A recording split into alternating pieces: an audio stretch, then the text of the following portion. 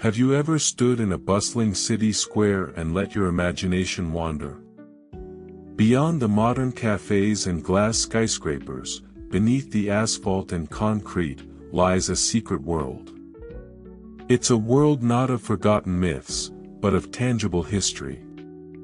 Our cities are not static, single-level creations, they are like a geological record, with each new era building on the rubble and ruins of the last. This fascinating phenomenon of layered cities is a global tale, a testament to humanity's relentless cycle of destruction and rebirth.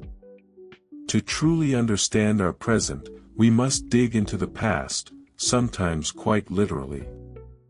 The reason ancient ruins are found underground isn't a single, dramatic event, but rather a slow, relentless march of time and human activity. Think of it as a form of urban sedimentation. Over centuries, wind-blown dust settles, rivers flood and deposit silt, and decaying organic matter builds up. Add to this the constant process of human beings filling in low-lying areas, discarding waste, and deliberately leveling old structures to create new foundations. This continuous cycle of decay, burial, and rebuilding causes the ground level to rise, layer by layer, burying the past deeper and deeper beneath our feet. A simple walkway in a Roman city could be a full story lower than a modern street today. One of the most famous and awe-inspiring examples of this layered history is, of course, the city of Rome. The Eternal City is perhaps the ultimate example of a place where one civilization was built directly on top of another. The Roman Forum, once the heart of the Roman Empire, now lies several meters below the current street level. Tourists descend into a sunken archaeological park, walking on the original marble pavements that were once the vibrant center of commerce, politics, and religion. But for the truly staggering experience, one must go a little further, to the Basilica of San Clemente. From the outside, it's a beautiful 12th century medieval church. But step inside, and the journey begins. A staircase leads you down into the silence and cool air of a different age. You arrive in a 4th century church, a stunningly preserved early Christian basilica with intricate frescoes still adorning the walls. The air grows cooler and the light dimmer. From here, another set of stairs takes you deeper, past the remains of a Roman alleyway, to a world built in the 1st century AD. Here, you find the ruins of a Roman noble's home, a domus, complete with courtyards and a trickling fountain. Even more remarkably, tucked into a back chamber, is a well-preserved Mithraeum, a temple dedicated to the Persian god Mithras, complete with a stone altar and benches where followers would have once gathered for their secret rituals.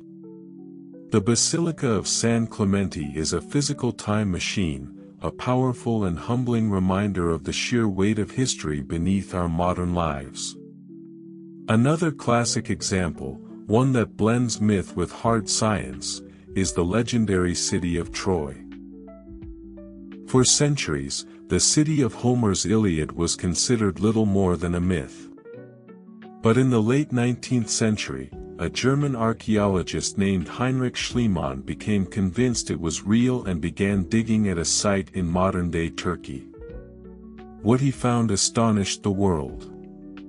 Schliemann didn't find one city, but rather 9 separate cities, each built on top of the ruins of the previous one. Each layer represented a different time period, a different civilization that had risen, flourished, and then crumbled, only to be buried and built over. The Troy of the Trojan War was a specific layer within this 9-layer cake of history, a discovery that fundamentally changed how we view historical timelines and the rise and fall of civilizations. But layered cities aren't just an ancient phenomenon. The modern world has its own buried secrets. The city of Seattle offers a fascinating and unique story of urban layering. In 1889, the Great Seattle Fire destroyed the city's entire commercial district. When it came time to rebuild, city engineers made a bold and pragmatic decision. They would rebuild on a new street level, 1 or 2 stories higher than the original. They used the old, burnt-out buildings as foundations for the new city, building on top of them. The result was a stunning, multi-level city.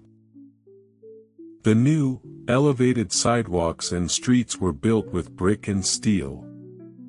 The original ground-level doorways of the old buildings became first-floor entrances for a new, elevated city.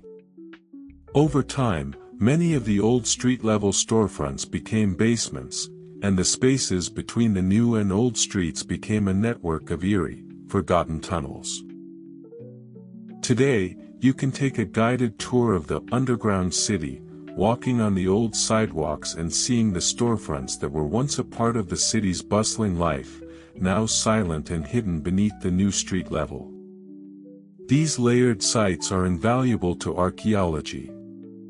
The process of stratification, the layering of soil and artifacts, is a fundamental principle of the field. Each layer, or stratum, provides a snapshot in time. A deeper layer represents an older time period, while a shallower one is more recent. By carefully excavating each layer and documenting the artifacts found within it, archaeologists can build a timeline of human activity at a specific location, understanding not just who lived there but how their culture and technology evolved over time. These buried layers serve as a library of history, with each stratum acting as a different book.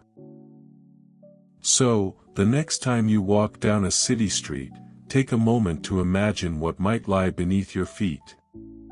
It could be the remnants of a centuries-old home, a Roman road, or a forgotten shop from the turn of the last century.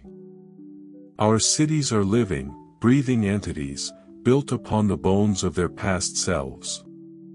It's a humbling and awe-inspiring thought. Everywhere we go, history isn't just in the museums and books, it's right beneath the soles of our shoes, waiting to be rediscovered.